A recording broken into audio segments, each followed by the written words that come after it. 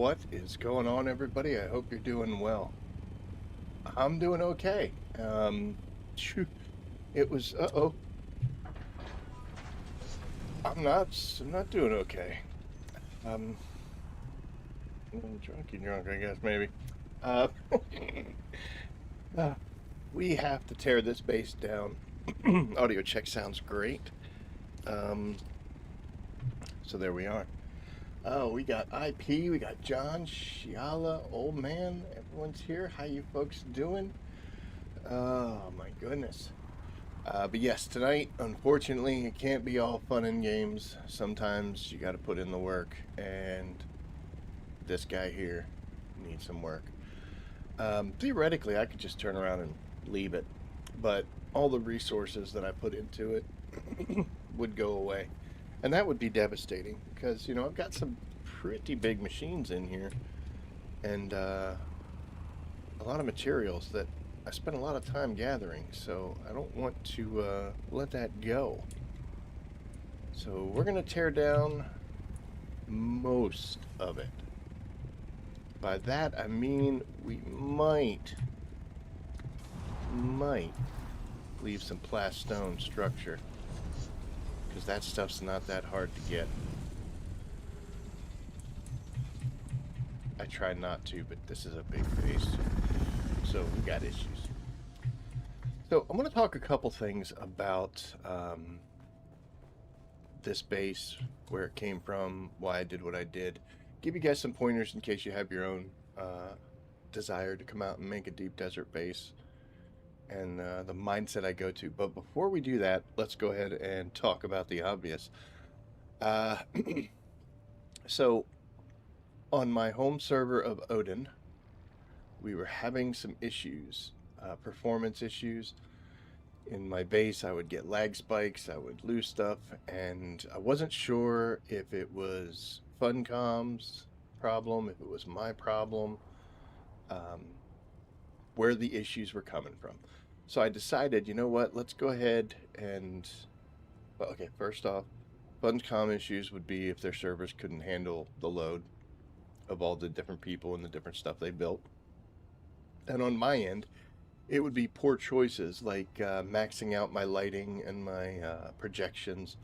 Those things all require rendering, and if the server can't handle it because so many people are trying to render so many bases, it can become an issue. Theoretically, we should be able to build as large as we want. It shouldn't be a problem, but we're not assigning blame just yet. We're looking at reasons. But I had thought about doing a new base, and I was like, do I want to do that? I kind of toyed with the idea, but never really committed.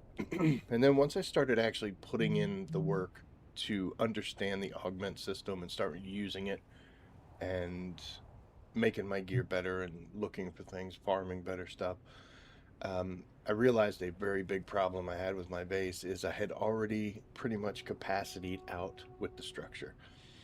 So all the things I needed to do with augmenting, the weapons fabricator, the clothing fabricator, the augment station, storage for all the patterns and stuff, I ended up having all of those things in different locations. So it was a run around.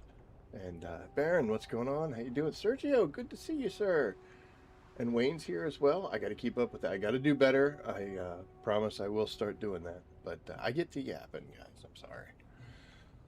But yeah, that was another big push. Was I'd already kind of built to a certain way, and it was nice, and the layout was good.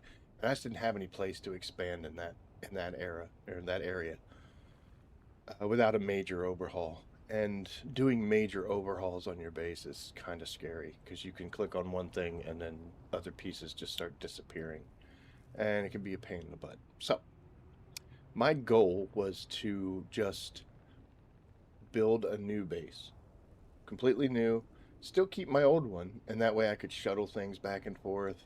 I didn't have to go collecting items. I could just bring a cargo container full of stuff and just build and do what I wanted with a much better layout and a much better design. And um, as I was thinking about that is when one day I came across Old Man Alchemist on his stream. And I was like, wow, another Dune creator, cool. So I clicked on his video and I was watching, and I started to, let's get into it. I like Old Man. He's very calm, very soothing, um, and also very similar to me. He does what he wants. If he wants to do something, he'll do it. If he doesn't, he doesn't have to do it. It's not that big a deal. I like that laid back and relaxed attitude, and got to talking with him in his chat. And actually, it was IP was the one that ratted me out because I never said anything about my own channel or any of that stuff. And then IP showed up and he goes, "Oh my gosh, Jack's here!" And I was like, "Yep, the gig is up." But and he had also mentioned, Old Man had mentioned Darkest Visions, and I tuned into their channel as well, and really liked what they were doing. So subscribe to both of them, and I'll sit in their chat, watch, we'll talk. I always hit that like button. I don't know if you guys do, but I always do. But and then I got to thinking, you know what? The process of moving from a siege isn't the easiest thing, but it's not the hardest either, since they made that construction tool, the base reconstruction tool, so you can miniaturize it and just go and pop it someplace else. And my plan was to technically leave Odin just to find another siege on Odin to build. I think you can, I don't know, you used to not be able to build on different sieges, but somebody mentioned that you could, but it was already way too late in my plans to test that out, so maybe it's worth doing. But I was going to just leave my server and then come back. And I messaged Old Man and Darkest Visions. It was like, hey, you guys, would you be willing or interested in doing like a little collab? Maybe we'll spend like that week, because when you transfer, um, you can't be in the deep desert.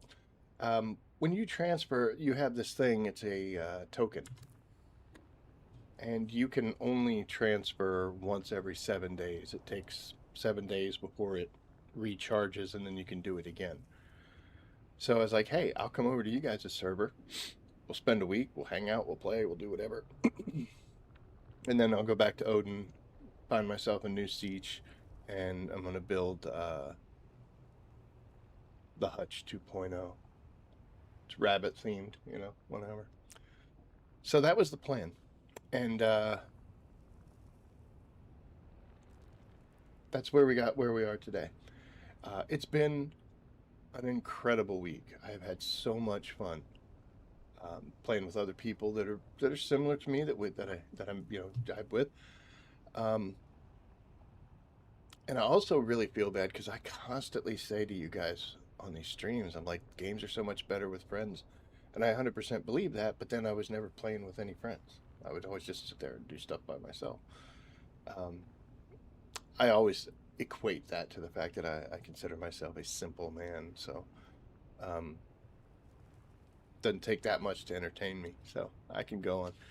But yeah, it has been an incredible week. Done so many things, doing these dungeons with other people instead of doing it solo. I would always solo crawl in the deep desert, so the other day we were all out here doing that, and it's just been really fun. So if you're out there and you're watching and you're playing alone, you're really missing out. You're really missing out. I would advise you to take that step. Throw some messages out in chat. See if there's other people in your server that want to do stuff together. The worst thing that's going to happen is somebody will be like, yeah, and then you go do a mission, and then you're like, that guy's a douchebag, and you don't ever have to do anything with him again. Or her. I shouldn't be so directive, but yeah, that's the worst thing. Who cares? If your server is full of people that just fill the chat with all sorts of nonsense, if it's toxic, if it's things like that, pack everything up and go. It's incredibly easy. And go find some people to hang out with, because it'll change the way you play, and it'll give you a whole new perspective on things. But today is, I believe, in about 3 to 3.5 hours, my transfer token will recharge, and I will be able to pack my base up and return to Odin to continue uh, the plan as it was laid out. So, Aaron says he's antisocial. Moved from Griffin's Reach to Arrakis. Arrakis is a tough place, Wayne's. Holy cow, man. Oh, man. You only have 3 feet, Shiala. If you ever have a question, guys, ask Shiala. She'll tell you. She knows. She knows everything. So when I was coming over here, we had some plans and some ideas on different things we wanted to do. And while we did get to most of them, and we did get to the important ones, there's some stuff that I wanted to do that kind of didn't get to. One of the biggest things was I actually wanted to start laying down the blueprint for the base that I wanted to build on another siege back on Odin. And just between so much to do and normally I would stream 3 times a week, and I don't think I missed a day over this week. I was either on my own or somebody else's, and yeah, I never took the time. So we're really behind on that, but it's okay because I have some concepts and some ideas. If you want the chaotic option, you can choose to reduce your base back up to all its components. You can build your base from that. Oof. Yeah, no, we're not that chaotic. So, what are we going to end up doing going forward? So the week is over. So this was our collab week. I started drinking out of my Pizza Hut cup. The week is over, so this is officially the last night of the collaboration. And once that server token recharges, I'll be able to break down all my vehicles, put all my stuff into boxes, and hit the road again, I guess you would say. But for now, I'm not gonna. The reason is there's still things I want to do here. Not just here on this world server on Canis Major, but also stuff with Alchemist and stuff with DB and Replicant. It's funny because I'm telling you guys that you should play with friends, and then I go find some. Why would I leave? There is one huge reason that I would go back to Odin, and that is you, Miss Shiala. But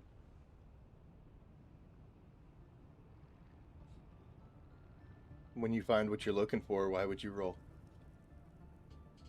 So we're gonna plan to stay right where we're at.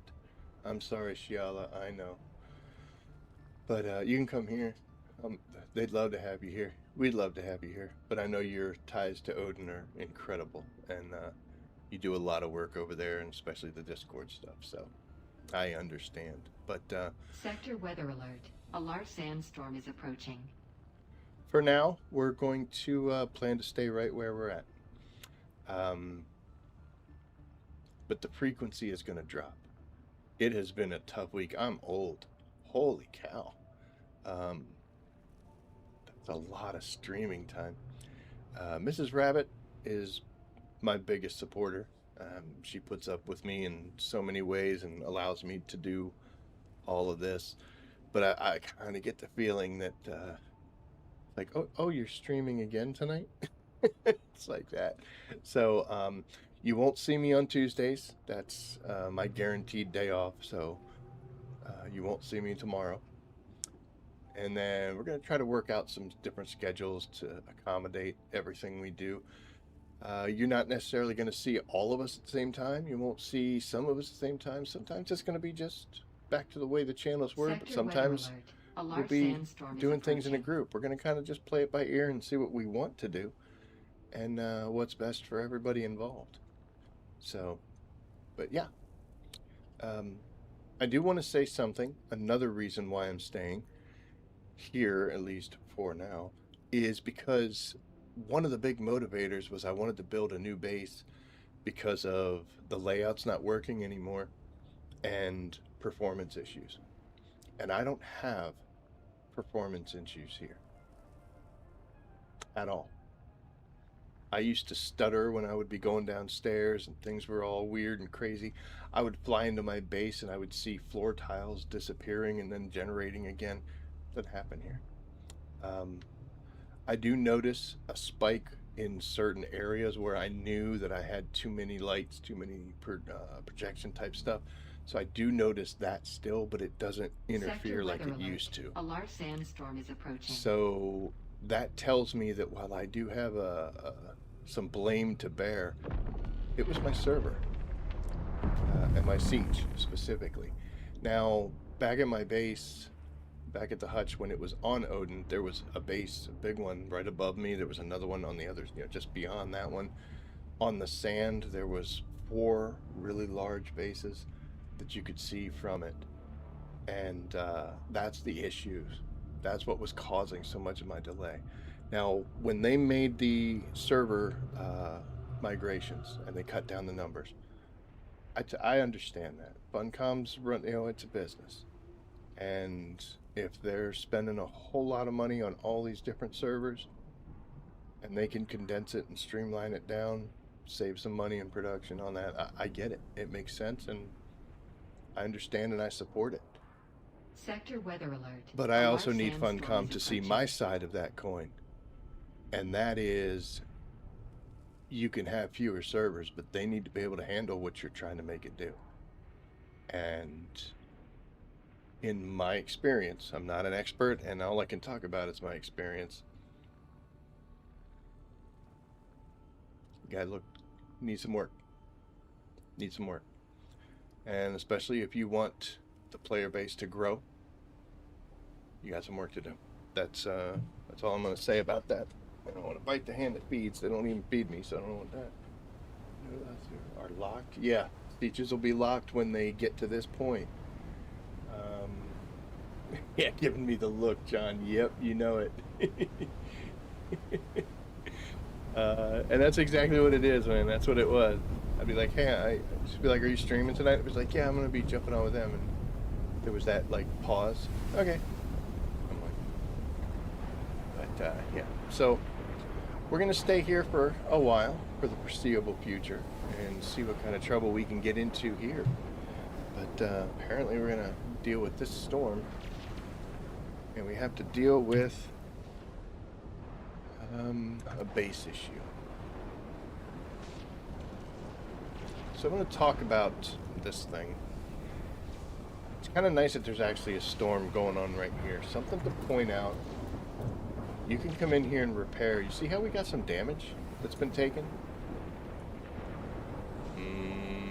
Yeah, we'll do it for the love of the game, right? So you see this is taking some damage here. In Haga Basin, when a storm rolls through, your shields don't drop. But in the deep desert, because it's a level 3 storm versus a level 1, it drops your base shields. You'll see that message. You actually probably saw it before this thing hit. And everything went blue, which means your structure's taking direct damage.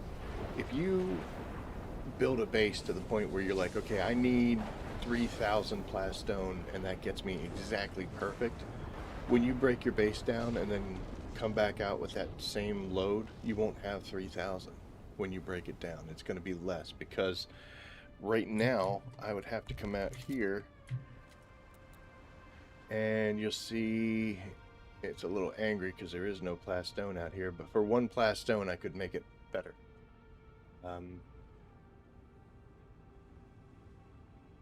What is going on?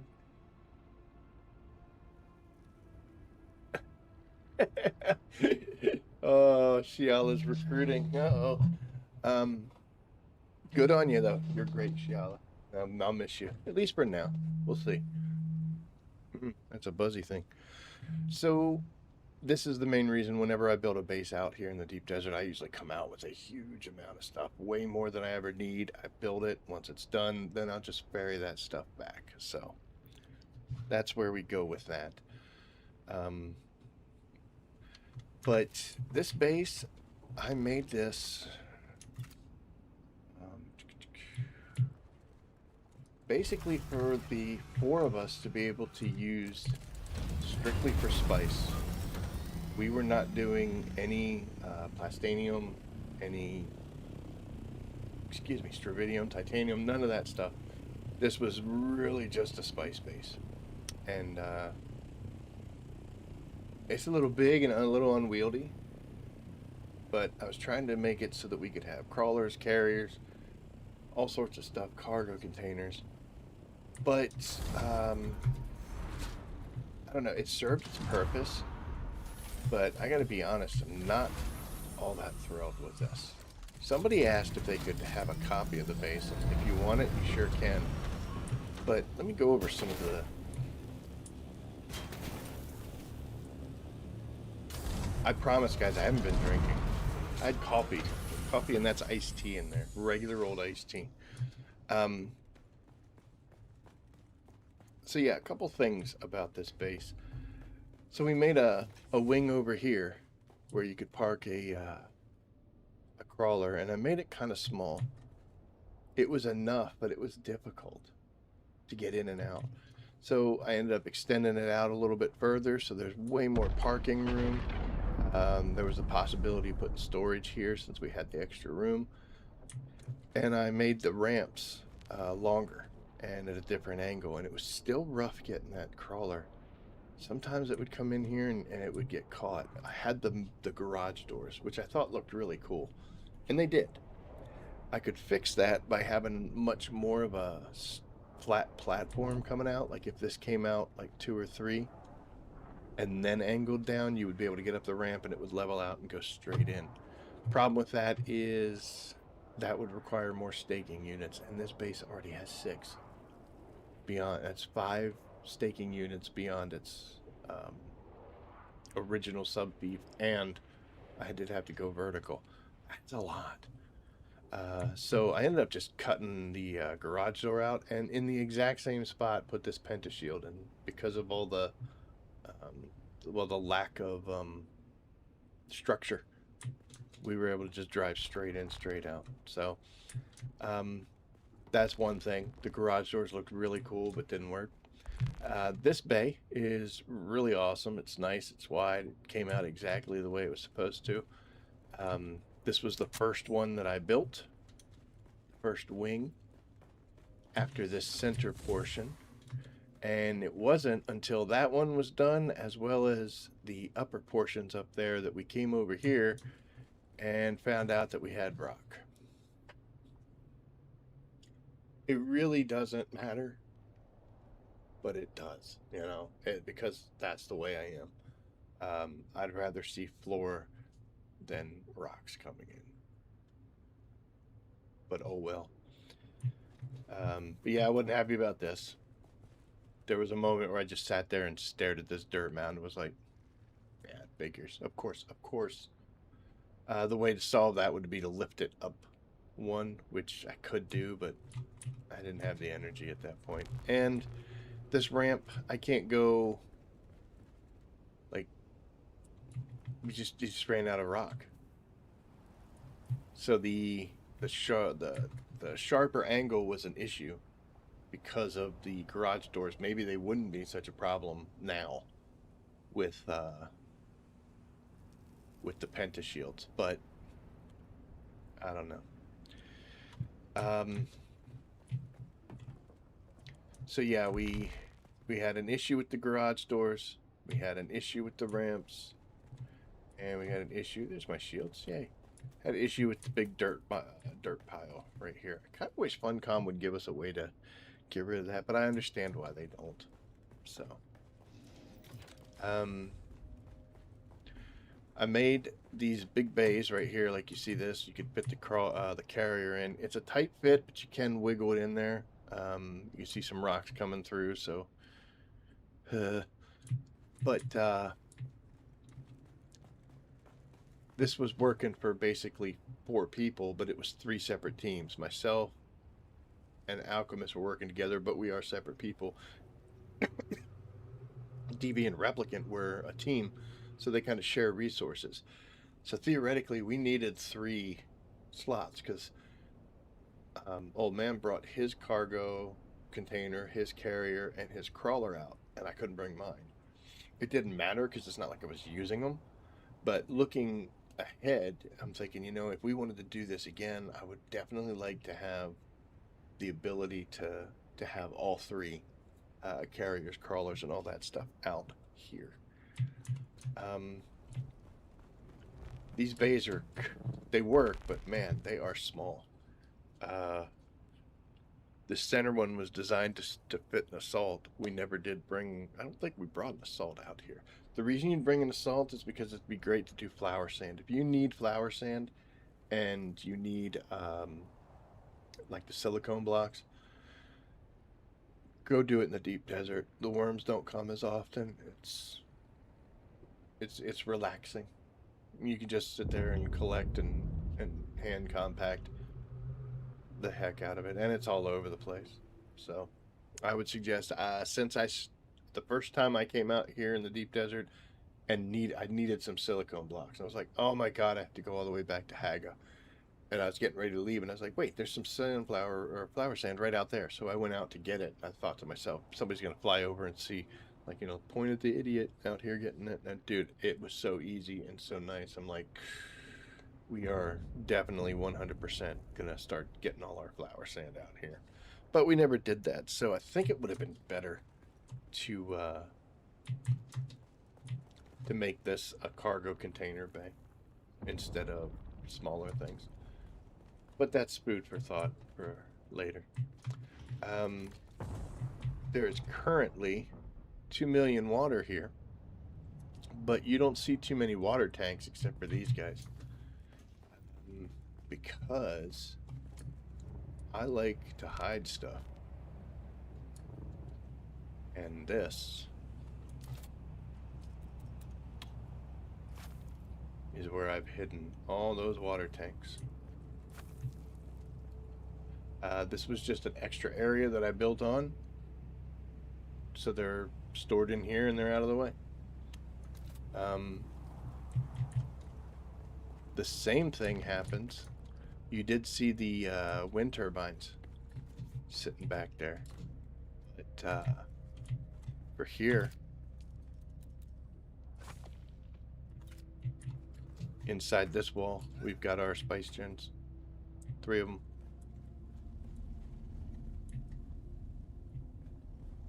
So I like to hide things in areas that are kind of excess, and I'm always, when I'm building, looking for that.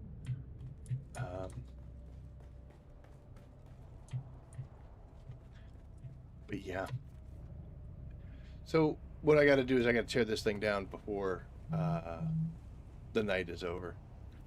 And the way we're going to do that, it takes a while. It's not the funnest thing to do, but you know what?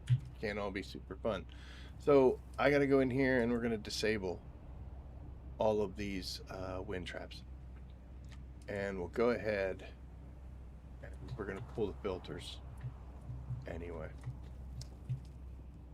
So we're just going to click through here. Now this way, the reason I'm doing this is so if I pull water out of this base, it's not going to turn these machines on and try to replace it. I don't want it to be replaced. In fact, I have too much water that I got to figure out what to do with. So these guys, we can leave them running. I've actually got them quite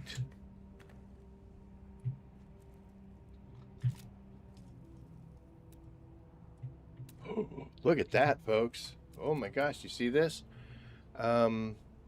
Because this is a granite version, it does not last as long as the plastone. So these are almost broken. Look at that. We almost lost all our generators.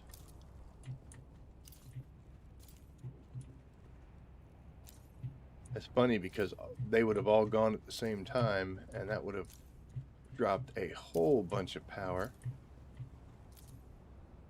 for no reason. Sneaky little monkey. We have to make sure we use plastone flooring for anything that's exterior. That should actually have been roofed like this, the green. My fault. Take you and disable. General settings, disable, storage.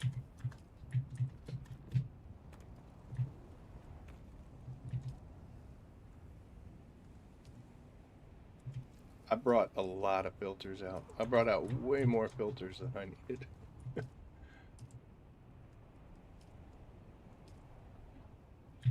Okay, so the water is shut off. What we're going to do now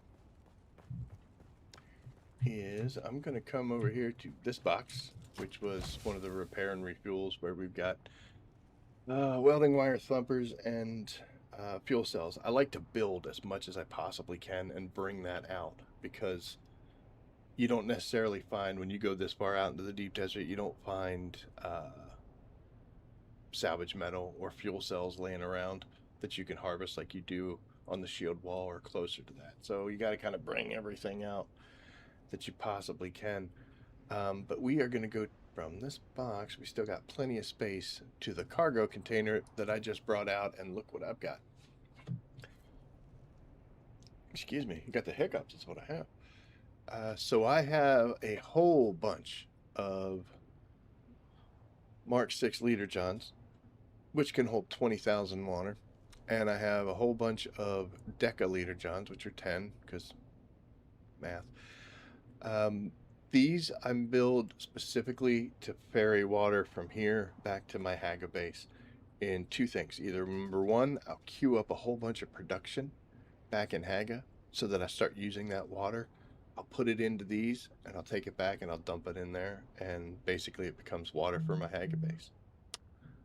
The other thing I can do is leave them, if it's not that much, I'll leave them in the in a box, so that the next time I do a deep desert base, I'll be able to just bring out 1 million in water, which is going to be, you know, that's a good kickstart to get things underway.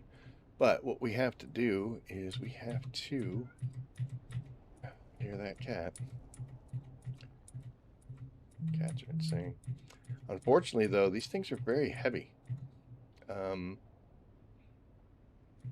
These are 15. The decaliter johns are 15 volume and 25 of these, so we can't hold too many of them. And we're going to have to drop all of this stuff too. I don't want to carry this around because that was filling me up pretty heavy. Okay, so now we're just going to pick as many of these up as we can.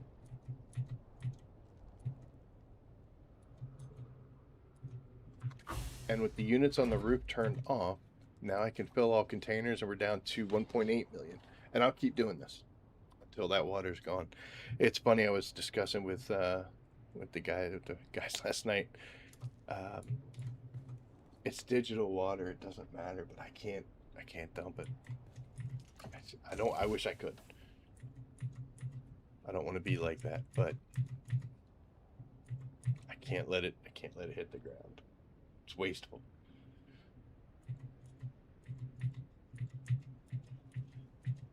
So we're going to see how much, and I think I'm down about 1 million in Haga. So 1.6, we're getting there.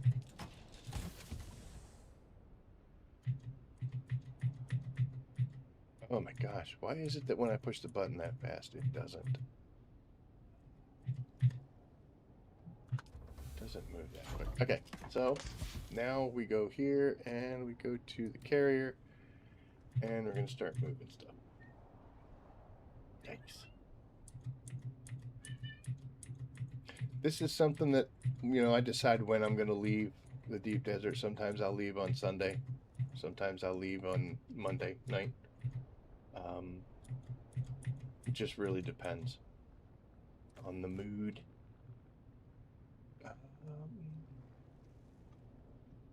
And the rest of the stuff, we're just going to eventually start ferrying it over. It's probably going to take 2 full trips Make sure to check your fab storage in case you crap what's in there. I got like 2 augments so far. The RNG so it turned me off quickly. I get you, IP. Oh my gosh.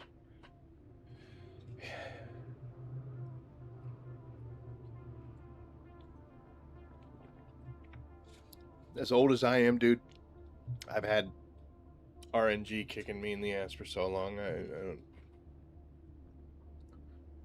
Part and parcel. Up here, I had these 2 boxes that are like base supplies. I call them that because I do have like repair stations in case equipment's breaking or you have to do anything. So these 2 boxes just had like an odd assortment of items.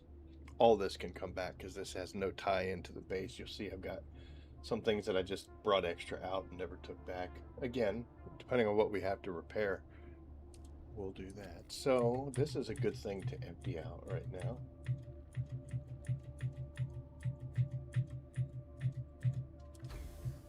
There's one. This one was a little fuller. More fuller. You know what I'm talking about. Although we really didn't use the repair stations that much. But it's one of those things that you don't use it much, but the time you do use it, comes in quite handy. I can go ahead and empty this one into that storage container too.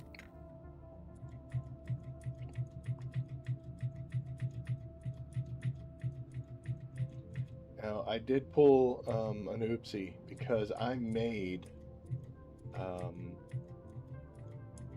some of the Solido replicators, which are the guns that you use to make a copy of a base of its blueprint. And I made several of them. One because I don't know if we're going to use this base again.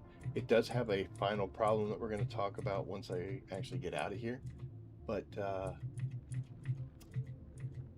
I made 3 of the guns to make copies and then proceeded to like craft them. They're still sitting in the machine back home.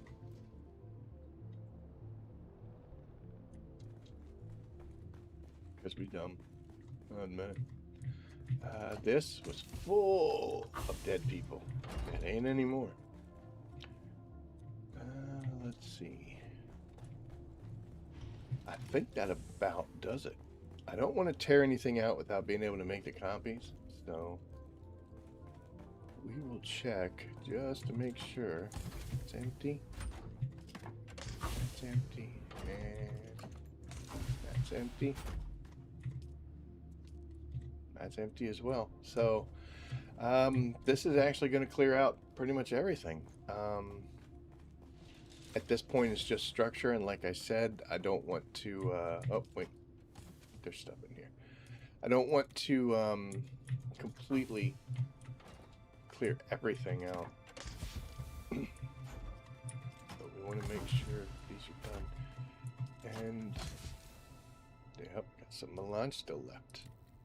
Sneaky little monkeys. I think they told me about that though. And that's empty as well. This box should be completely empty, yes. Now I know that this entire base can be broken down into a single cargo container. Yeah, there's a bunch in there, holy cow.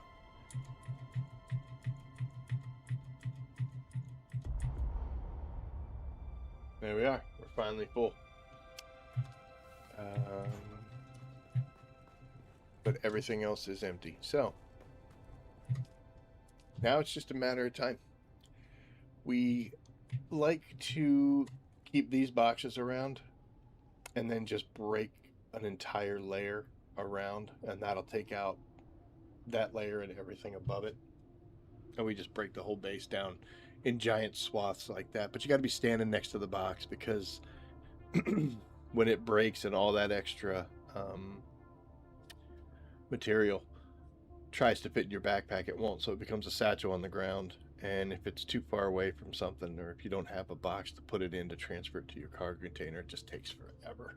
So it's horrible. But the last thing I've got to do, and I can't do it now because we pull up, is I've got to drain those turbines up on the roof. They are still have the industrial lubricant in it, so I got to make sure I get that out. And then the base will start to power down. But we have to take that cargo container back to Haga and empty it out before we can continue. Now, I know I broke open the sections on the roof. I'm going to go ahead and leave them empty when I make the copy of the base, because if I don't, when I try to make this from the Solido pattern, it's going to be kind of difficult to get the inside items like that without making the stuff that's on the outside of them. So by leaving one section empty, I should have access to everything I need. But this is the unfun part about building a base out in the deep desert. Well, we don't have any fuel on us. That's funny because I got a cargo container under there with 30, 40 things.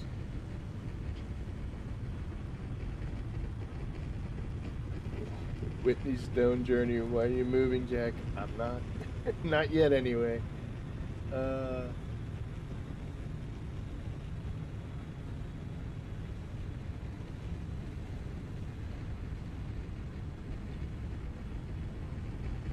You guys are going to fill up my chat talking about these augments. I mean, it's great because you need to do it, but man, it seems to me it's not a complicated process, but they seem to have made it unnecessarily complicated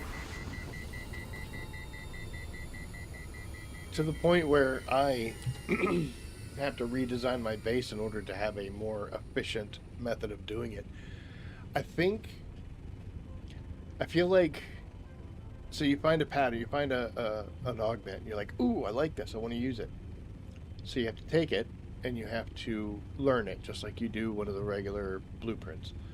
Then you have to take it to the coordinated, like if it's an armor augment, go to the garment fabricator. If it's a weapon augment, go to the weapon fabricator. Then you have to make it at that fabricator. Then you have to take it to the augment station and put it on. I feel like one of those steps could be taken out. You know, maybe we don't have to learn the augments. Maybe we could just make them. I don't know.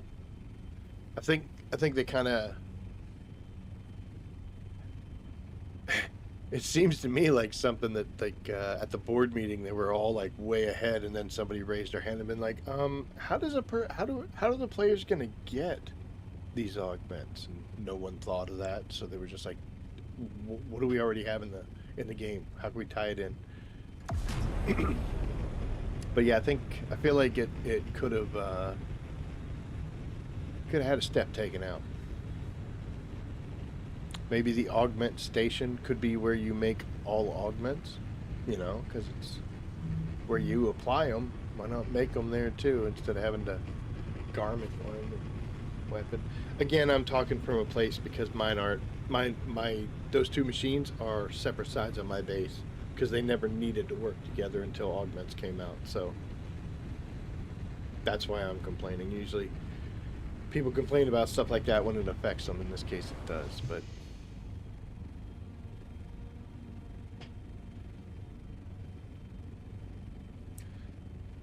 We're taking back this cargo. I gotta land at some point. I should be able to make the shield wall, I think. Because I don't have any fuel cells on me.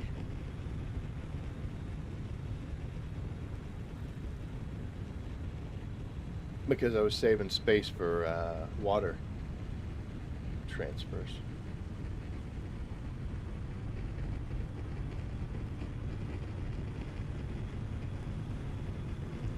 Be nice if you could access the cargo container from here, but you can't. The timing of that overheat with me actually clicking on something gave me quite a start.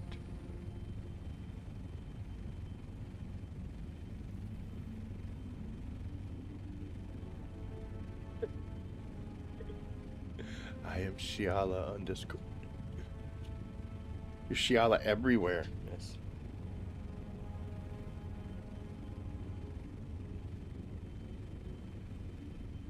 Alright, we're gonna set down because we don't need to be falling out of the sky.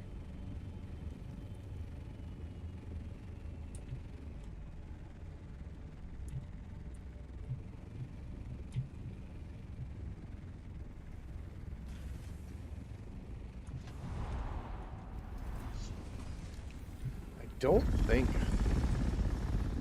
I don't think we'll get killed here. Yeah, no, we're not getting anywhere inside.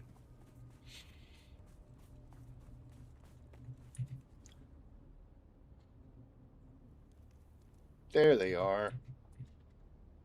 I'm gonna pull 4 over because you know we're gonna use them. That's a shame. If I'd have thought about it, I could have gotten 4 more things, but I don't know if there's anything too critical that we needed to bring with us this run.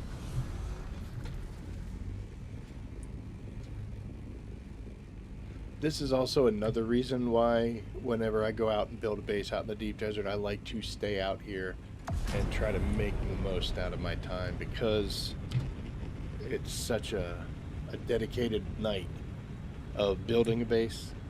And I almost hit something crazy. I don't know what button I was doing. Building a base and then tearing it down, you know. It's substantial time. But if you make it worth it, it's worth the investment. I wouldn't come out here and like go hit one spice field and call it a week. There's no point in building that much. Just bury that stuff right over. Good.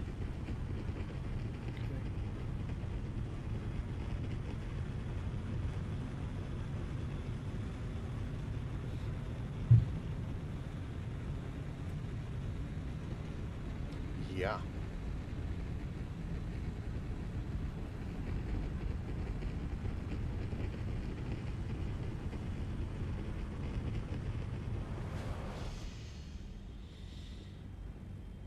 I was flying out here earlier, and I put my thrusters on, and I overheated, and then my overheat never came down. And I was like, "Oh, this is fun. Like, why are we still overheated?" And what had happened was I had crossed over the 750 mark, but when you're overheated, apparently it doesn't show you that you crossed over the 750.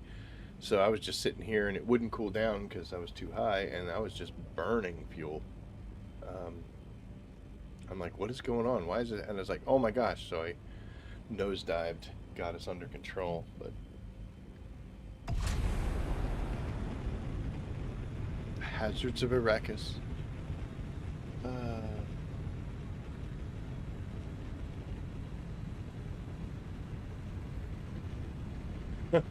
Oh, you can stream your own play, dude.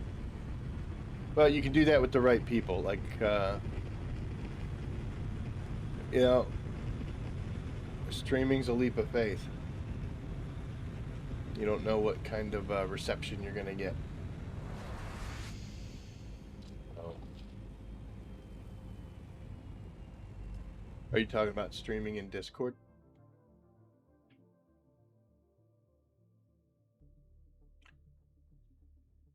Yeah, there you go. Do you know I have a Discord server for me and for the channel? But because I didn't know a whole lot about Discord at the time I made it, I've never released it. Might be something as funny that's coming up twice in like 2 days. So it might be worth it to look into that. But let me see something here.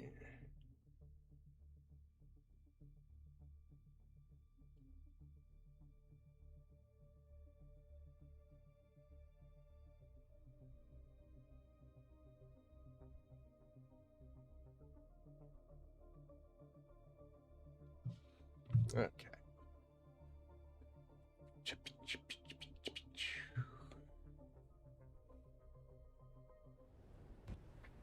I feel refreshed, at least.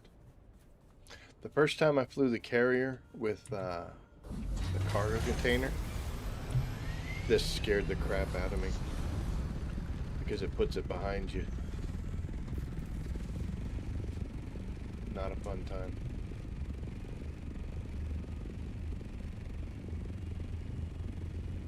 Oh, we got a little bit of dark orange and some components there.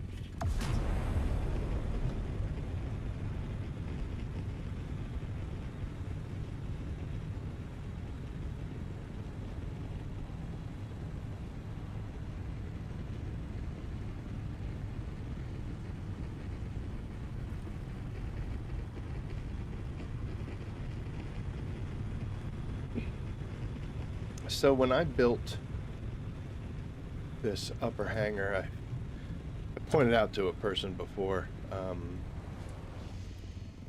it was really big. The upper hangar here where I parked the crawler and the carrier, I had them both out at the same time, so it was huge. And I was just sitting back and I was like, dude, my base looks like a Funko Pop, man. I gotta do something about that. So we shortened this up, but I added the cargo container wings here and here, and I can just drop them in as I need and or want them. It takes some getting used to in order to fly them in there. Like right here, this is too close. Because if you accidentally, like here, we'll go ahead and do it. If I put it too close to this wall, it starts pushing the carrier up in the air since it can't go down any further.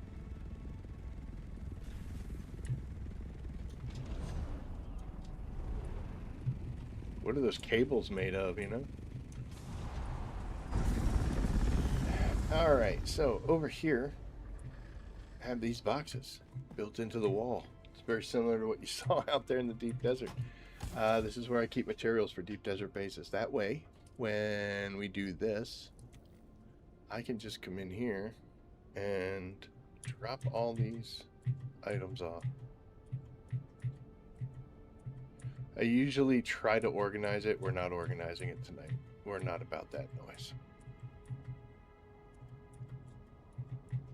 But we're going to keep filling it until this goes red, and then we just move on to the next one.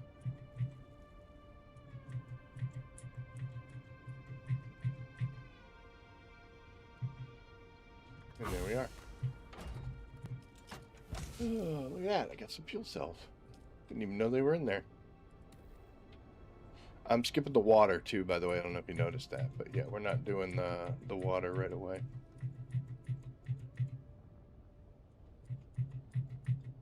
This box is light, actually.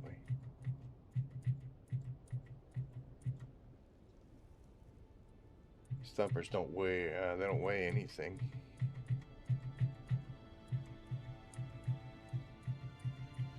And we'll sort this out later, or we won't. And we'll just take this out to the deep desert next time, if we're going. If we're not, we'll just let it sit there.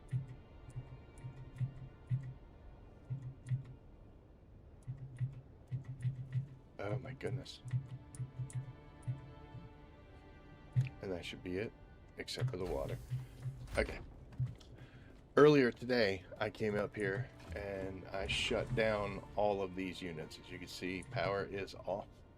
Even though they have filters in there, they are disabled, and I used a decent amount of water. So what we're gonna do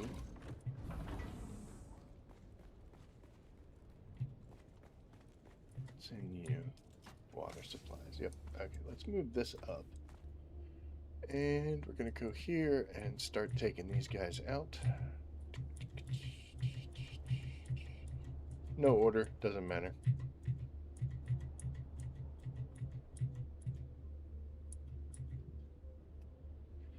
And that's that, right? So now all those are in here, and we'll just take a few.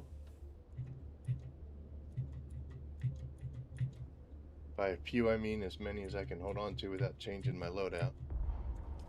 That's it. We'll come over here and we're going to deposit all the water.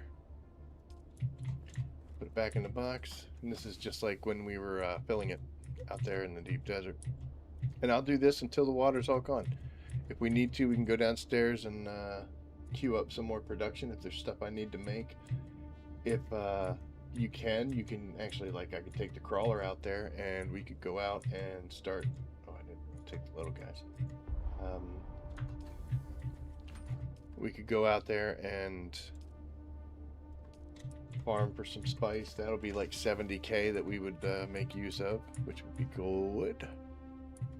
But yep, we'll do this until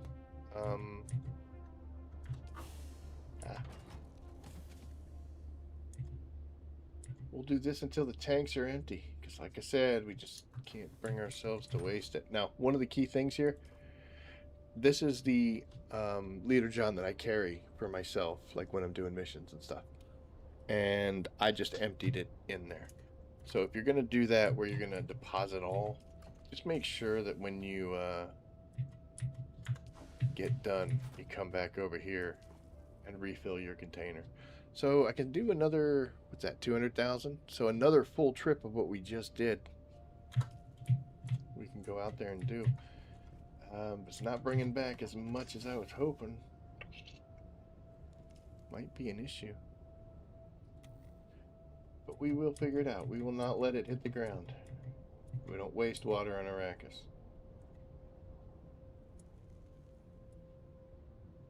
10 of those, and we'll grab the big ones. Now, I'll do this anytime I have like a broken leader, John, like that's where this one came from. This was a broken one that I used up until a certain point. I'll keep doing this until they get to the point where they break, and then we'll just trash them. That's what you do with old equipment. I could break them down with the raw materials, but it's not that big of a deal for me. Okay. I have to come down here. Yikes.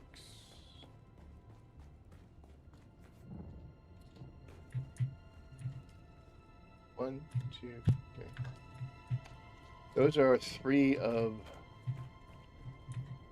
sorry, these guys right here, Solido replicators, which allows you to copy a blueprint of the base. You can't do the miniaturization one, which is this guy here, the base reconstruction tool, on a deep desert base. You can only use the Solido projection. Theoretically, from what I've heard, which it sounds correct, they said that you can't use the base reconstruction tool because Hagabasin never changes, but the deep desert does. Things move around. So, you know, if you try to snap to original on a deep desert base that's rocky outcropping no longer exists, what's it going to do? So that's why they got rid of it, or so to speak. That's what they said. I don't know. But we're going to grab those 3 guns because we're going to make copies of our base before we send it to back into the sands, or at least into a cargo container.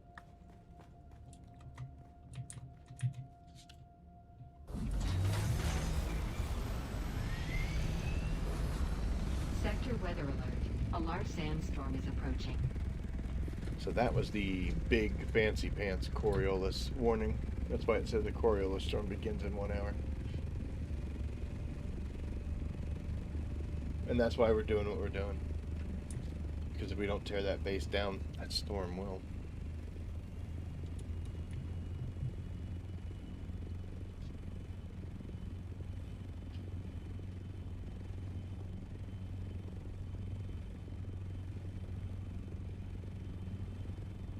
Love the way that you built the boxes into the structure. Looks great. Thank you. I don't remember who I saw that.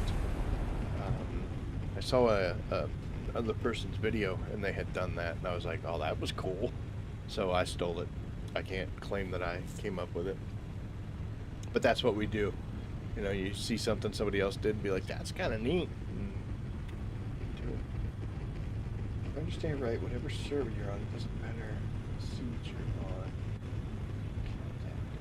As long as you're on the same server, is that correct?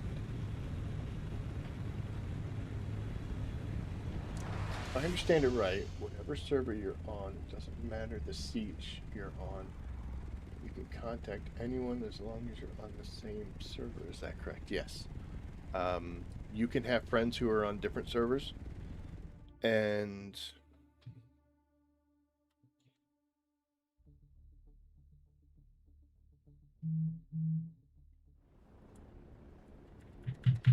I can't access it on the overland map. There are people like Shiala still shows up on my list. I can still see her on my friends list, but it lists it as other. I try to look for it.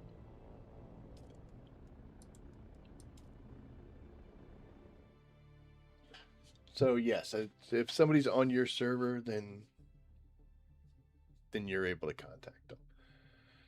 Don't forget to refill your loadout later, Joe, before you leave. Yep. Well, a lot of the if you ever see me do something, be like, wow, that's pretty smart. It's not because I'm smart. There's pain behind that lesson. I learned it the hard way. I've come out here before and been like, oh, look at me, I'm about to die from dehydration, and I'll tap water and it's empty. And I'll be like, time to hit a testing station out here or something, because there'll be a little bit of water in there if we can't make it back in time. That's also the reason why I usually carry, which I don't right now, but it's actually out there, but I usually like to carry a still suit with water already in the catch pockets, just in case. Alright, I'm going to hit the be right back thing, because I need to get to the bathroom, and I know there's a cat out here. I don't know if you guys can hear him, but I sure as hell can. So I'm going to see what his problem is. But we're just flying out to the base, and if you give me a few minutes, we'll be right back, alright? I'll catch you in a second, guys.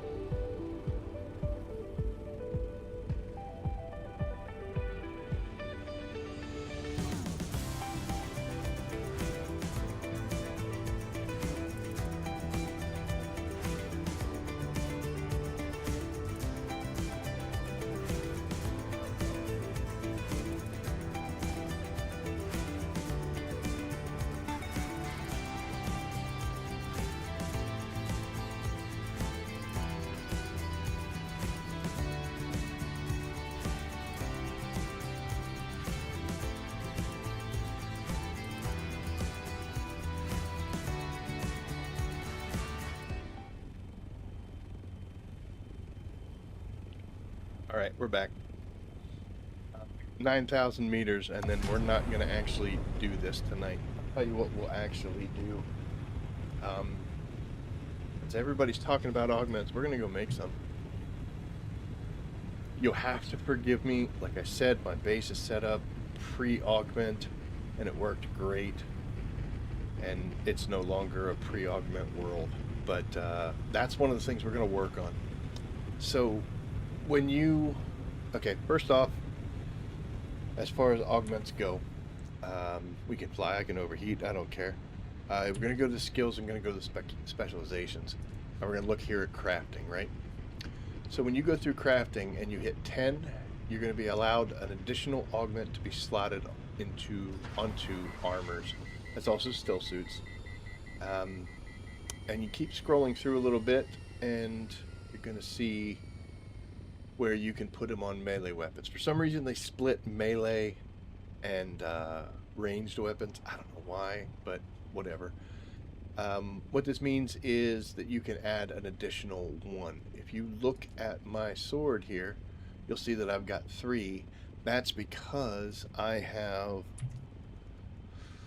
done so many missions that, my God, we got to the point. It doesn't say here like you can add 2, you can add 3. It just says +1. So you start out with the ability in the beginning to get 1. The most you can put on weapons is 3, and the most you can put on armor is 2. That might change. I don't know. We'll have to see.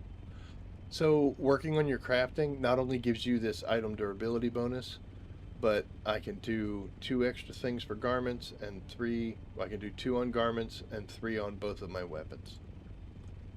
Let's see how far we got. 3,000 still. Oh. So, what do you put on an item?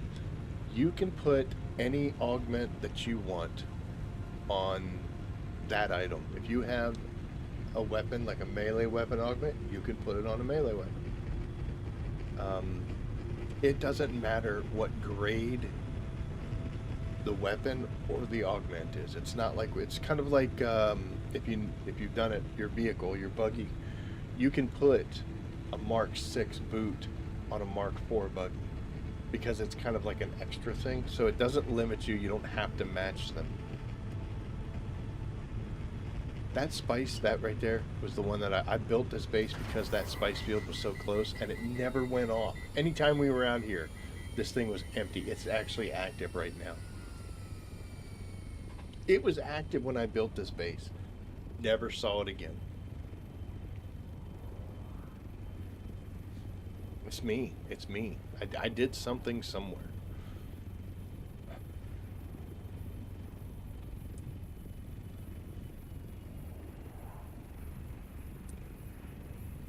So we're going to kick off auto,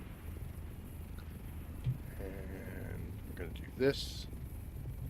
And I'm going to actually leave this out here for right now. We'll do one thing real quick, and then we're going to head back to Haga. We're going to do some augments.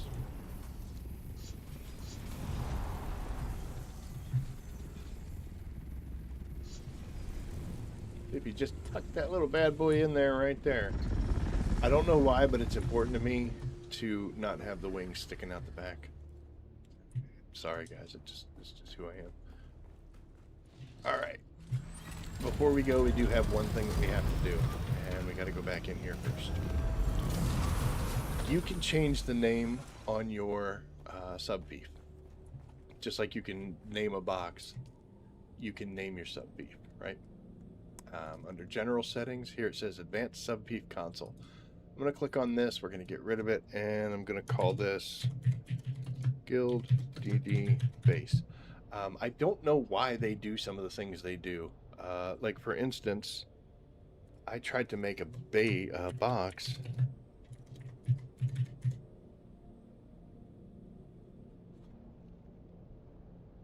It's the old quarry.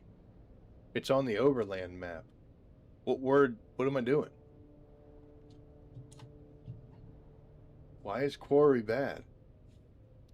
Anywho. So I'm going to actually name this sub-beef, and we're just going to call it Guild DD Base. Put in something that's going to say to you, oh, I know what this is. And that way, that's set for associate. Wow. So here you'll see it's called guild base. Now, the reason you want to name that is when you use that little Solido gun.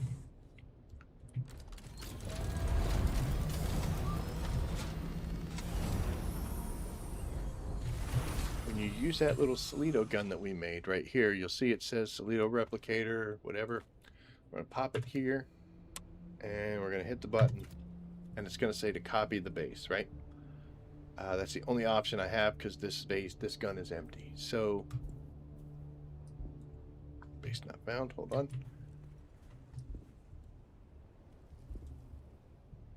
There we go. Now it has saved a blueprint. As you can see, we're way up in the air. In order to place this base, I've got to find a footprint that can handle it, and I've got to put the staking units out. So I have to remember that this base has 6 total subfief patterns and 1 vertical.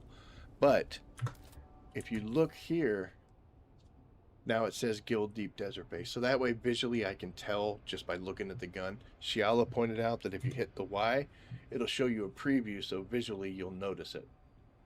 You can see some of the things that are missing because of the way the rock wall came in. But now I've made a copy of this base, which includes the openings here, so I know to put the water tanks in, and there'll also be that opening inside. So now I can come back out here at any time and plop that base down. I'm actually going to make several copies of it, which you can do.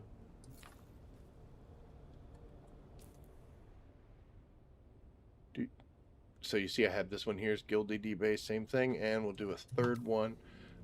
There were some people that were interested in it. If they want to play around with it and try, go ahead. There we go. So now we've got our copies in place and we're good to go. So I'll come back out here at a later time and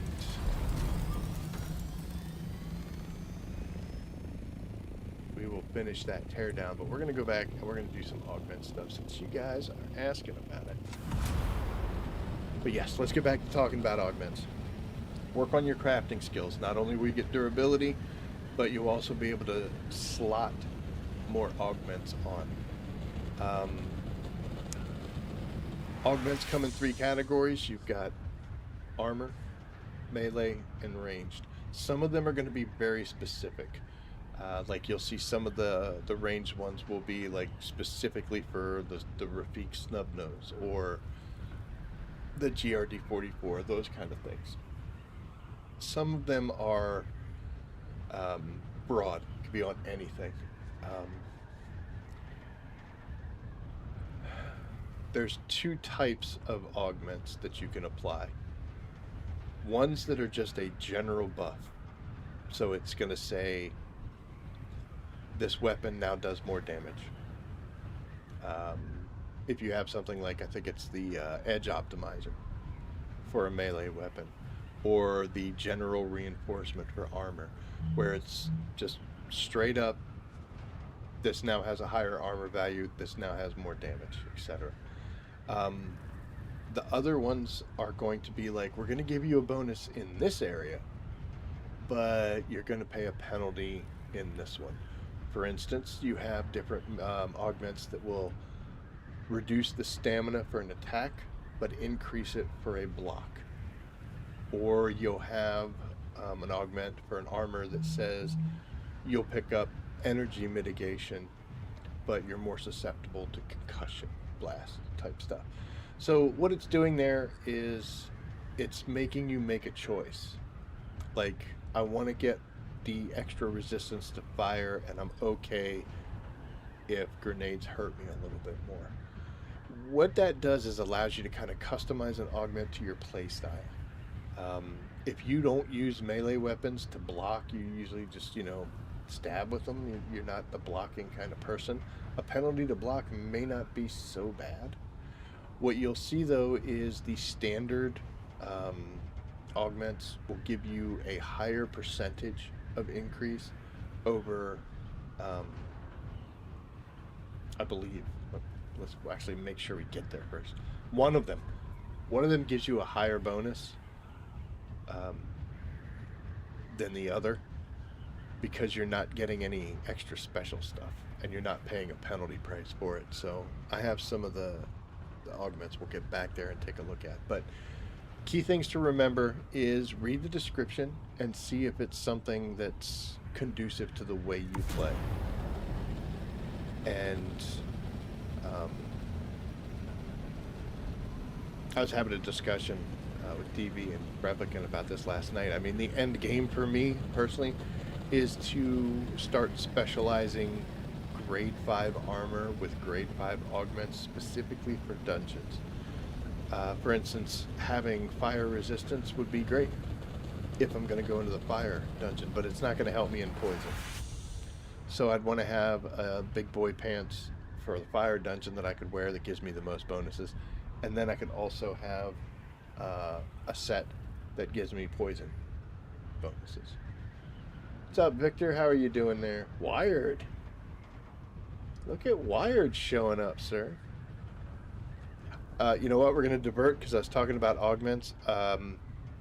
Wired. I have to admit something to you, buddy. I agree. A large sandstorm is approaching. I agree with the putting points into sabotage. I finally, you told me this a long time ago, and I heard it, but it didn't process, or I don't know. But yeah, you're right. Historically speaking, I don't put points into the sabotage category because I just didn't care.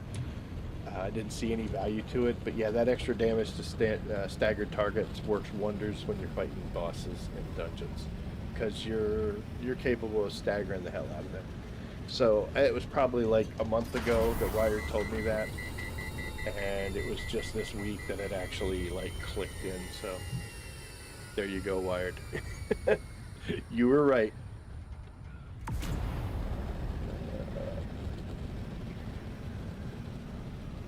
Oh, I'm so happy you came in tonight. I wanted to tell you that.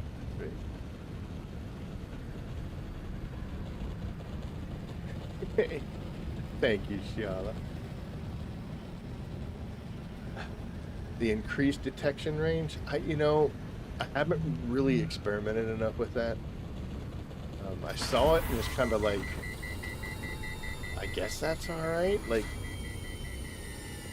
and they don't see you as much either, so.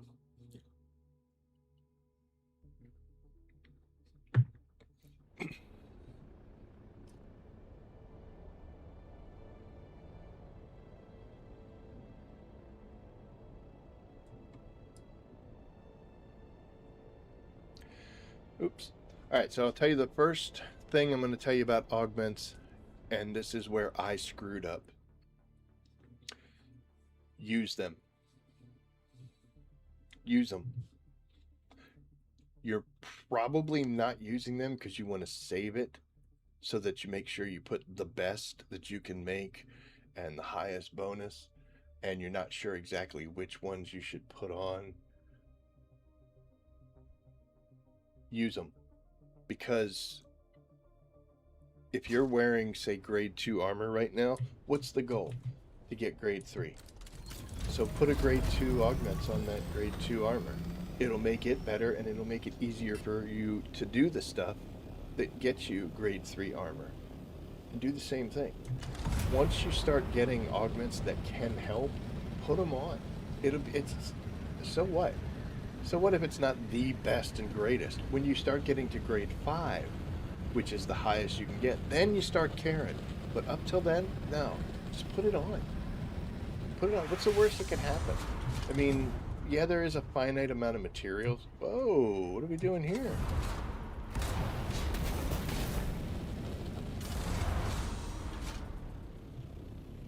That was neat. Yeah, there's nothing around here. Why did I get... Okay. Yeah, everything else is working now. But yeah, I did not do that because I was under the impression that I was going to at some point sit down and, without ever doing it, master the art of augmentations, and everything I did was going to be the best and the greatest, and I was going to be so smart and so awesome. And I don't know how much extra time I've caused myself to have to expend in order to get better things. Put them on there. Put them on there. And you know what? It's a good way to say, okay, this thing gives me extra stamina when I attack, or less stamina when I attack, but more when I block. And then you'll be like, you know what? Apparently I block more than I thought I did. So maybe I shouldn't use that one in the future. And that way, when you get to level 5, you'll understand it better. So what we're going to do is we're going to go through the process of actually making something. Okay, I'll tell you what. We'll go up here.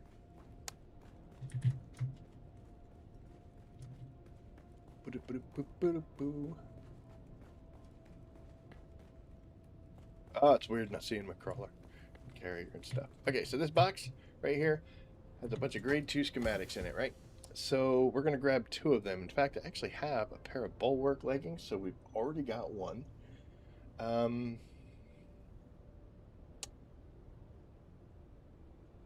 That'll work. Okay. So I've got a weapon and I've got a piece of armor, right? So first thing you got to do is you have to learn the schematic. So there's that, and here's this. So we've learned both of them. Now we got to go to the machine that lets us make them. So we come up here, and we go in here, and bulwark leggings, level 2. So it can be pricey, depending on whether or not you've got a lot of Regis components. 21 spice infused plastanium dust is kind of high. If you're not going out into the deep desert doing the testing stations or doing the dungeons, this could be a stopping point. So deep desert caves are very easy to do this. Otherwise, go do the testing stations, the overland testing stations or dungeons, fire, electric, etc. Because not only will you be getting graded gear to make, but you'll also be getting the stuff to make them. So a lot of spice, so get ready for that. It could be pricey, especially when you start getting higher up. Like I'm just making level 2 here. All right, so now we made level 2 pants. Key thing, remember to take them. Couldn't tell you how many times I don't do that. And then the part that you have to excuse me. So sorry about this, but yeah. So we got to run all the way over here. And here's a replica pulse knife, right? Same thing, you know. Just make sure you got the materials and craft.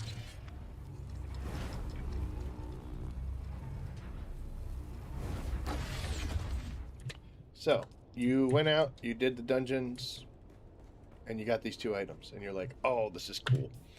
So I have right here, let's move you down and we'll split that so it keeps them where they need to be.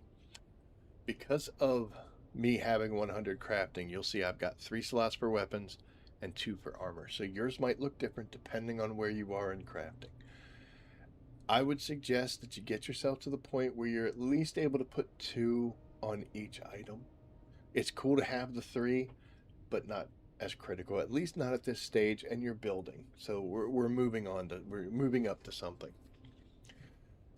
So let's take a look at the bulwark leggings, right? It's heavy armor, gives you a little bit of energy, a little bit of dart, a little bit of concussive, a little bit of heavy dart, light dart, heavy dart, but blade mitigation's terrible. Okay, so it's basically a tanking suit of armor. So this is for you to get shot at with no shield. Your dash stamina is down a little bit. It's got an armor value of 439, right? And then we have a replica pulse sword, or pulse knife, right? 173 damage, 17 to the shield. I don't want to compare, but yeah. So let's take a look at some level 2 augments and see. Sector weather alert. A large sandstorm is approaching. What do I have and what can we use? Okay. So here I've got a garment reinforcement, right? A schematic for an augmentation for garments, which increases their armor value. If you look at this, it's going to be a range. It's going to give me anywhere between 5 to 8%. That's based off of my crafting skills. Yours are going to be different. Once you hit 100, we'll all be the same. So, you know, wherever or how much you want to put into it, go for it, right? But that's what this thing does. So I kind of like, because I can put 2 on them, I like putting one of these and then something else that's a specialty. We may have to drop down. Okay, those are all garment reinforcements. There you go. Look at this. So here you have energy dispersing padding, right? A schematic for an augmentation for garments which reduces energy damage taken but increases Sector concussive weather damage. alert. A large sandstorm is approaching. So you'll see what I'm talking about there, where you're going to pick up energy resistance, but you're going to get more damage from concussion. They always kind of make you choose what it is, but that concussive mitigation is only -1, and I'm going to get somewhere between 2 to 3 in energy. So yeah, it kind of sucks because you're getting, you know, 2 steps forward, 1 step back, but at least it's 2 steps forward. They could have very easily just been like, hey, it's 3% and 3%. So what is it? At this point, you're going to have to ask yourself a question. What is it that I'm out there doing? Am I going to run the heck out of the fire dungeon? That's where I want to go. I want to do the fire dungeon until I can start getting like grade 3 or grade 4 gear, which bulwark comes out of there. So you don't want to put, you know, like this one would be horrible. It's poison, so you don't take as much poison damage, but it makes fire hurt a little bit more. You would want to put a regular garment reinforcement to add to your armor value, and then whatever it is you're doing at the moment to make that go better. Also, what do you do a lot? I prefer forge armor because if you watch my content, chances are at any given moment I'm on fire or poisoned. You see it all. I just, you know, nah. So I put those bonuses on when I do mine because that's what I do. I catch fire and I'm always poisoned. If you don't do that, don't worry about it. If you get stabbed a lot and they do the slow blades, then it'd be good to have a blade reinforcement. This makes darts more effective, but I think the darts but increases volume is a lot better in that aspect. But you know, you do you. But you can't really go wrong putting a regular garment reinforcement just to add to your base value, and then whatever specialty happens more often to you. You'll notice here that this is dark proof latticing, so it increases the volume by 50%. These pants are 2, so it's going to become 3. Where are you? But I'm going to pick up 2 to 3% dart mitigation. You'll notice up here with the same picture, penetrative reinforcement. Okay, so this gives me reduced dart damage, but now it's blades instead of a volume increase. What does it do? Well, it's 1% negative for your blade mitigation, but I'm still getting that 2 to 3 for darts. Look at your gameplay, look at the things you're doing, and ask yourself, what is constantly happening to me? Am I getting shot at by darts? Which most of us are going to say yes, because that's what people are really doing, is they're shooting a ton of darts at us all the time. Do you get stabbed occasionally, but it's usually manageable? You know, you dash away, you don't get yourself into a corner. Maybe you're getting stabbed a lot. Whatever's happening to you, find an augment that kind of solves that problem for you. So for this, I'm actually going to the wrong one, wrong direction. I'm gonna grab this. Sorry. And then just because I can, which one of these do I have the most? I have a bunch of these, so we're gonna grab that. So those are the 2 augments that I'm gonna put on my pants. Now we have to do the same thing for a replica pulse knife, right? It is a grade 2. Let's, oh, storms are always laggy for me. Same concept. What is it that you do? For this, aggressive grip. Schematic for a melee weapon augmentation which reduces the stamina cost to attack but increases the stamina cost to block. What is it? Attack stamina is -7 to 9, but block is at a +10. That's kind of ragged there. Like, the penalty is more than the bonus. But if you don't ever block, you'll never notice it.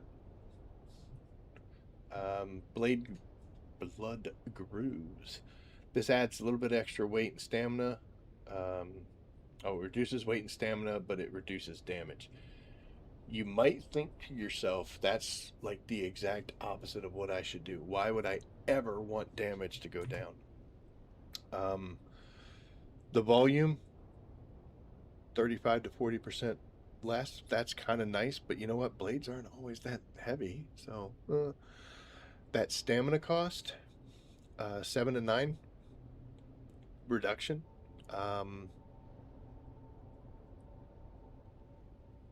When you're fighting and you're stabbing people, do you constantly run out of stamina? Because that -10%, how many times do you slow blade somebody and they just fall down? Maybe that -10% is not going to change that. Especially if you put like a regular, just an extra damage thing on, you're increasing to the point where honestly it doesn't matter. Not doing 10% on a guy that you can kill in either case, get some extra stamina for it.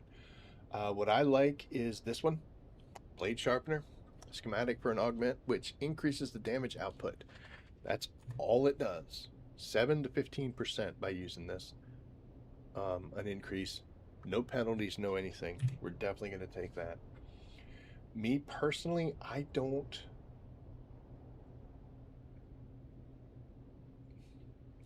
I block more than I think I do.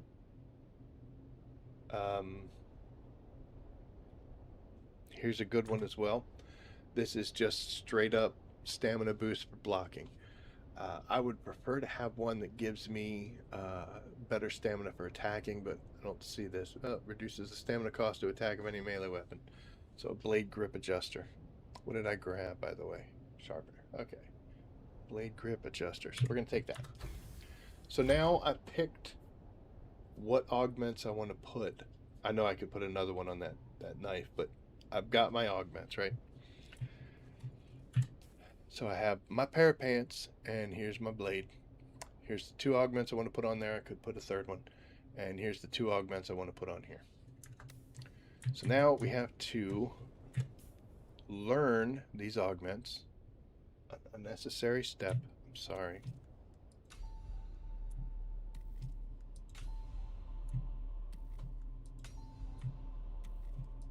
There we go. Okay. Also that slows down the timer on detonating traps. Okay. So now that I've made...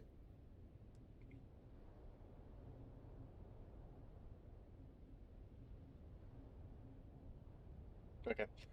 So what just happened there is under the skills, ghost data. Chance to gain twice as many permits when learning a schematic. I have a 15% chance of doing that because I hit level 100, and apparently we just did it. So one of those things I just learned, I got 2 of, which is cool.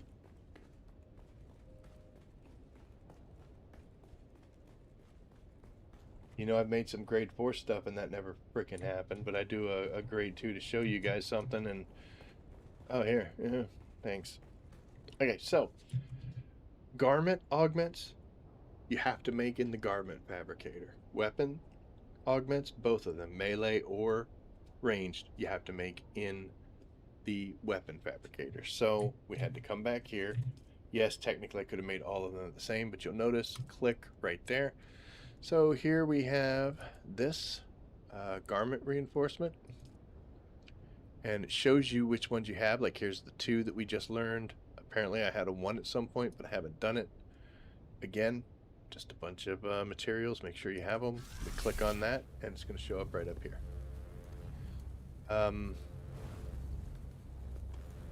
Should have done something else there. So that armor value is 5.7. That's what I ended up rolling for that. Here, we're going to do this Dark-proof lattice, right? So the volume is 50%, not going to change. Dart mitigation is going to be 2.2 to 3. Let's see what we end up getting. You see that number, the green is what I'm talking about. That is the random aspect. If you ever hear somebody talking about max rolls or better rolls, this is what they're talking about. Because I could click this button and it'll be 2.2, or I can click this button and it'll be 3. Does it matter? I mean, you get further up, yes, because it's going to be higher percentages. But for right now, it's not that big of a deal, and you'll get used to it. So I'm going to click on this, click on that. We're going to look to see where in that 2.2 to 3 we fall.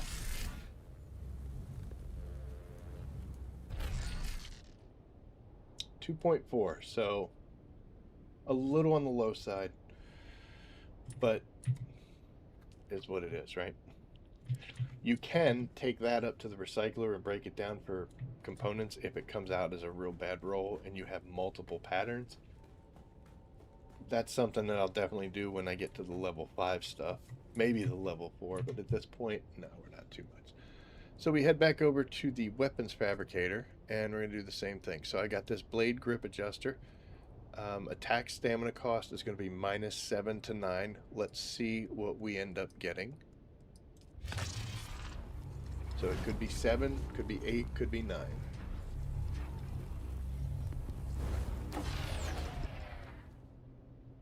.8, so pretty close to 7.8. And a blade sharpener could be anywhere between 7 and 15, right?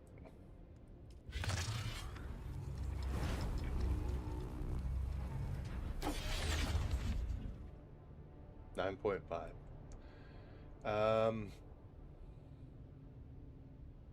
Would have liked to see that a little better, you know? Between 7 and 15, I'd have been real happy with like a 12 or a 13. Is what it is. Again, if this was grade 5 stuff, I'd be breaking it apart because I want that grade 5 to be like super awesome. But at this point, meh. So what does this actually do when we apply it to the items? So the first thing we're going to do is that replica pulse knife, because it'll be pretty easy to see what those numbers do.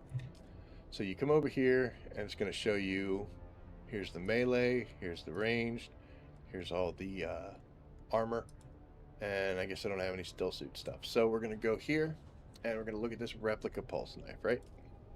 Currently it does 173.6 damage. That's down in the bottom left corner there. 17 to the shield. That is your base number. So when we start adding in percentages, it's going to be a percentage of whatever that is. So the attack stamina cost here, 9.5. It shows you, if you look down in the bottom corner, now it's 190. So by itself, I stab for 173. If I put this on, now I stab for 190. I did a little test with DB last night. I took my weapon, which I had, it was like 800 and something damage for my Alex pick. I dropped it on the ground and he picked it up. We have different combat skills levels, but it said the same amount of damage. So this is like before any other bonuses are added, like for a Landsrad win where you get 33%, or your combat skills. This is just the base damage of this weapon. So I'm going to click here and we're going to put it on. Now it says -2. What does this mean? Anytime you put an augment on something, it permanently damages it 2%. It'll be all right. And this is the scary part. This action cannot be undone. They're like trying to make you think.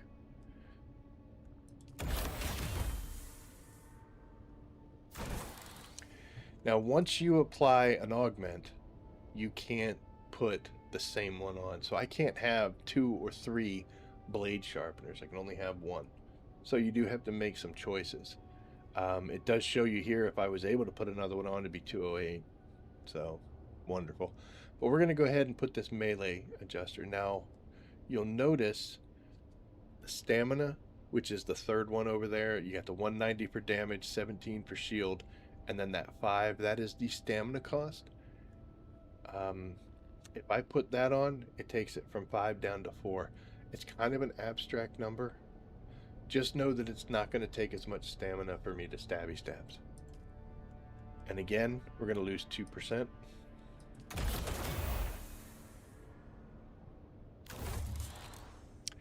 And now those 2 are on there. I'm going to go over here, and we're going to go to our bulwark legging. By itself, it's got 439 armor. If I put this guy on here, which gives it a 5.7, it's going to be 465. It's not a whole lot, but that could be the difference. This is level 2 also, so think about who you're fighting when you're doing the level 2 bad guys. They're not hurting you as much as somebody that's like, you know, if you're doing a dungeon at what level 2 items should be around like the level 10, maybe 8 I think is where you get to. So it's not like you're not going to take this armor in and fight guys at like level 40 dungeons, but so that is an improvement, obviously. But here we go, 439 to 465. So I'm going to go ahead and click on it, and it's going to tell me the same thing. Can't be undone. Durability comes down 200.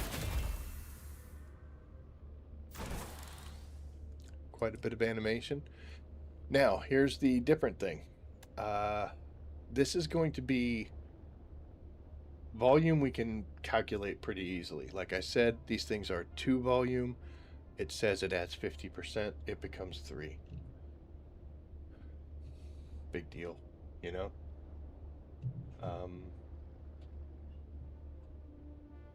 Is that 1% really going to change your life? No. Especially if you start doing some exploration skills. Because if you do the exploration, you get a bigger backpack. And then this goes away, who cares? But it says dart mitigation. Now, one of the things I like about the dart mitigation is you'll notice that it gives you a bonus. I'm pointing at the screen because you guys can see it. Light dart and heavy. So there isn't a light dart augment and a heavy dart. It's just darts. The armor by itself has 5% dart mitigation. So if somebody shoots you with a heavy dart that does 100 points of damage, it's only going to do 95. But if you put this on there, it's only going to do about 93. It's only 2 points. That could be the difference. Could be the difference. So we click on that. Now this is a level 3 augment on level 2 pants. Ideally, you would want to match these, but you don't have to.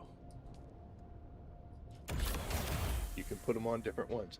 You could get grade 5 gear and put level 1 augments. You could get grade 1 gear and put level 5 augments. Whatever you want to do, you can do. But experiment with it.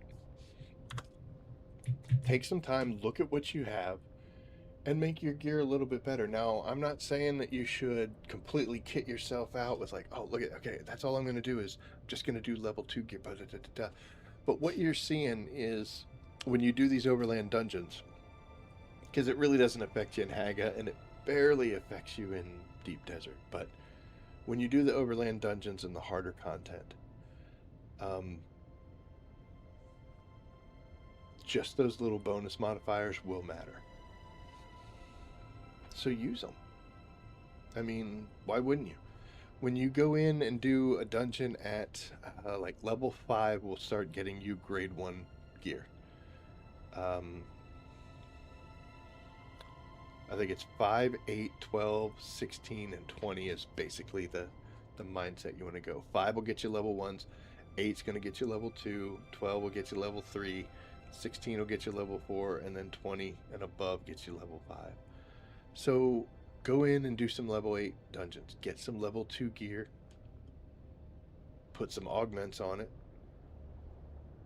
You'll be able to handle that dungeon level much better. While you're doing things like increasing your combat bonuses or your sabotage bonuses to pick something up, you're just basically making yourself a little bit better each time.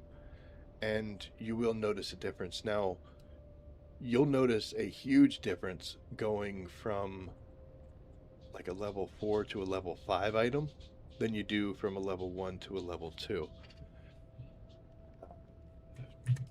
instance right here. My damage modifier for this blade sharpener was 9.5. On my level 5 or my grade 5 Hallex pick, I did the same thing, and my damage modifier is 54.3.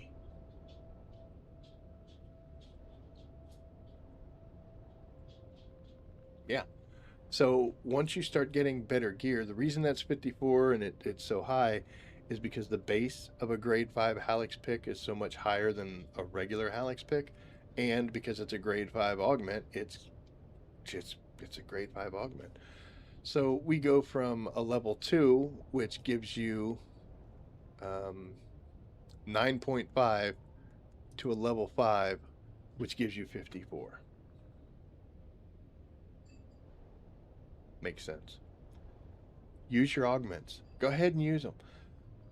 I know me personally, like I said earlier, what I did was I was afraid to use them because I didn't know which one was the good ones, which one should I use.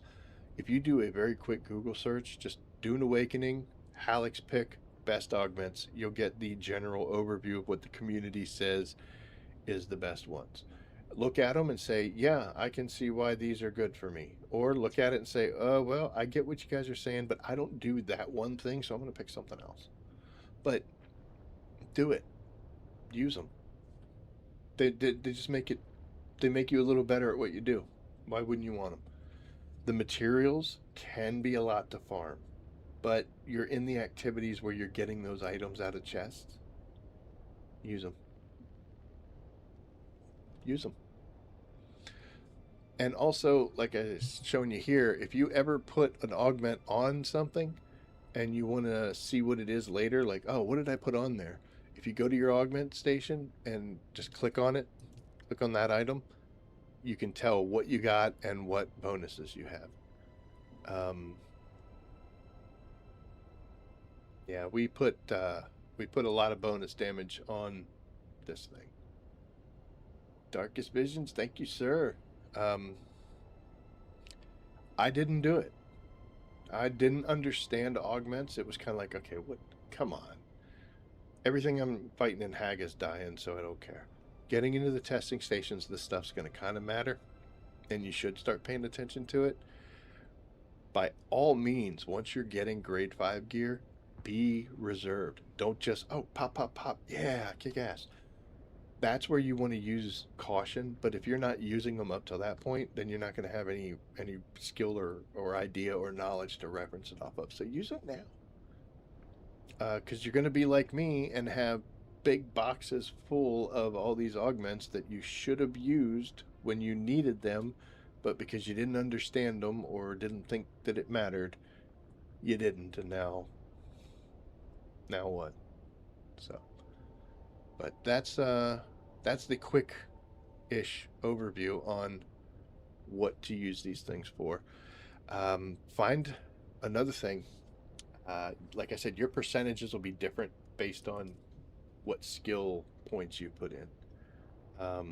What you'll want to do is, again, make some friends, join a guild, because a lot of guilds, there'll be somebody in there who says, you know what, you guys go do the combat points, I'm going to do the crafting stuff, and then I'll make you all the cool gear. You get those little groups that work, and things work well together. Because let's say you have two friends. One person's like, I'm going to put all my points, my recollections through the Landsrad, my specialization XP for crafting because I want to make the best gear. Then you have another person who's like, I'm going to put it all in gathering because I want to go out and gather as much resources as I possibly can. And then you have a third friend who's like, I just want to hurt people, so I'm going to put it all in combat. Individually, those people are only good at one thing, but when you look at all three of them together, look at the amount of devastation they can wreak on the world, because you've got a guy who is exceptional at getting materials and gathering raids, and he gives all that extra stuff he gets to the guy that crafts, and the guy that crafts is like, wait till you see what I turn this into. I'm gonna make this awesome. And he makes incredibly powerful, best gear, best in slot. best augments, and then he gives that to the combat guy, and he's like, you go out and you kill people and you bring the stuff you get back to us and we'll make it even better. And the three of them are working together in such a great way, and you're getting there faster too, because otherwise you're going to have to put all your points into combat, put all your points into crafting, put all your points into gathering, so that you can be all three of those people. Just find a friend, man. There's quite a few people that are 100 crafting. There's quite a few people that are 100 combat that'll help you get through stuff. Make friends. Make friends like I did. And then work together. So there you go. I got a deep desert base I got to break down. If I don't, then I got to lose a whole bunch of those materials that I worked so hard to get to. But hopefully this will help you out. Don't be like me and waste a whole bunch of time not using augments because you're trying to save them for something better. That better thing's never going to come. Use them now, get used to them, so that when it will count later, you'll be ready to go. It's important to admit when you're wrong. I was wrong about augments. I was like, I don't care about them. Everything in Hog has fallen down when I want it to. When I got to the testing stations and the overland stations to get that better gear, I was incapable of doing it. So I had to change gears and learn augments and make things happen. And I'm still not as good as I should be with them.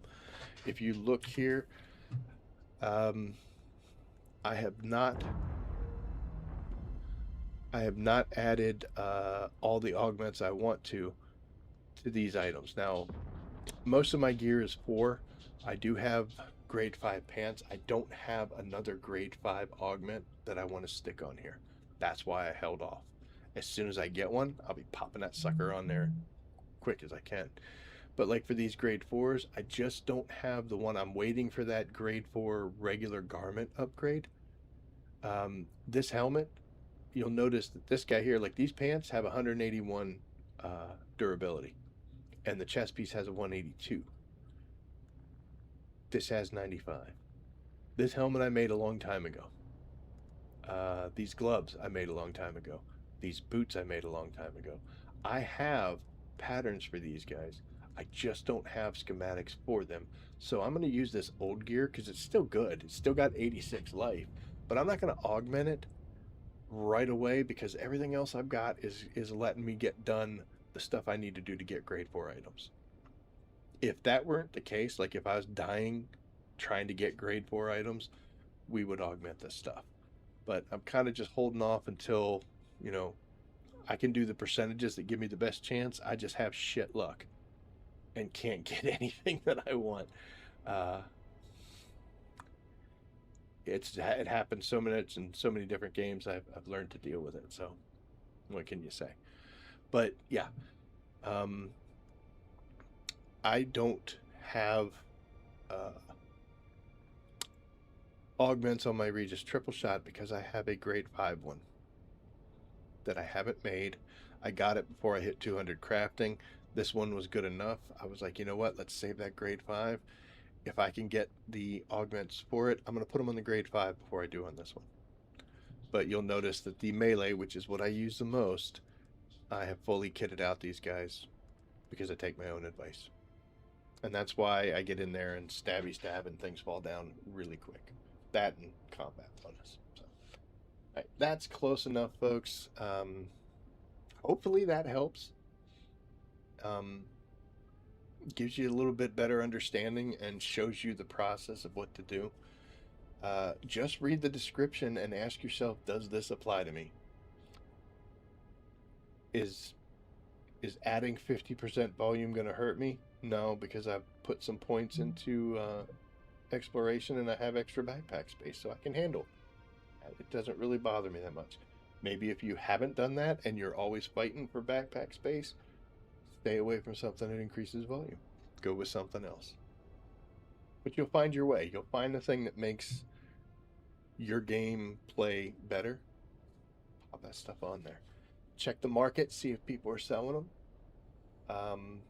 Sometimes you can get into just blank runs. People will be like, hey, I'm going to go run a dungeon. Anybody want to go along? And if it's in your wheelhouse, like if somebody says I'm doing level 20 dungeons and you can do level 2 at the most. Don't you gotta let them know. But find a group that's on the same wavelength as you are, or on the same levels as you are. Run the hell out of them, you know. Yep, you'll find your way. Just take that step. And what's the worst thing that can happen? It doesn't work the way you want it to, so well, don't want to do that.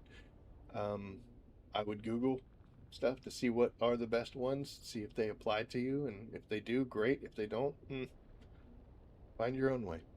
You can do it. But that's my advice, and that's going to be it. So I be back on Wednesday here on my channel. I'm going to see if I can talk some friends into. Oh no, they can't. No, Wednesdays they don't play, and I don't play on Tuesdays anymore. Mrs. Rabbit has been very kind and done without me for the whole week. I bet if you ask her, she'll say that, yeah, it was a sacrifice, but she probably enjoyed not having me around. We love each other very much, but she's a book girl. I'm a gamer guy, so I'll walk in to tell her something, which makes her have to stop reading her books. So she actually got a lot of books read. She was pretty happy about that, but we do miss each other. So the next time you might see me might be like Thursday. Well, no, Wednesday. I'll be here Wednesday. I don't know if I have friends or if it'll just be me. And then we'll see. But Saturdays are probably going to be pretty awesome going forward. So there we are. I got a base to destroy. And I got other things I want to do before the storm takes it away. So thank you so much for watching. I greatly appreciate it. I love doing what I'm doing, and we're having fun. In the description, you'll see the links to DarkestVision, which is DB and Replicant, their channel, as well as Old Man Alchemist. Go check out their channels. They are good people. We've been having loads of fun for the past week. Looking forward to running more things. And night, buddy. Night, DB. So yeah, go check out their channels. See what you think. Just tell them Jack sent you, and that'll get you a couple bonus points when you go in the door. But that'll be it. So thank you so much for watching, everybody. Like, subscribe, share. They always help out the channel. Something's going on out there. But we're done for the night. So as always, I will see you out there. Take care.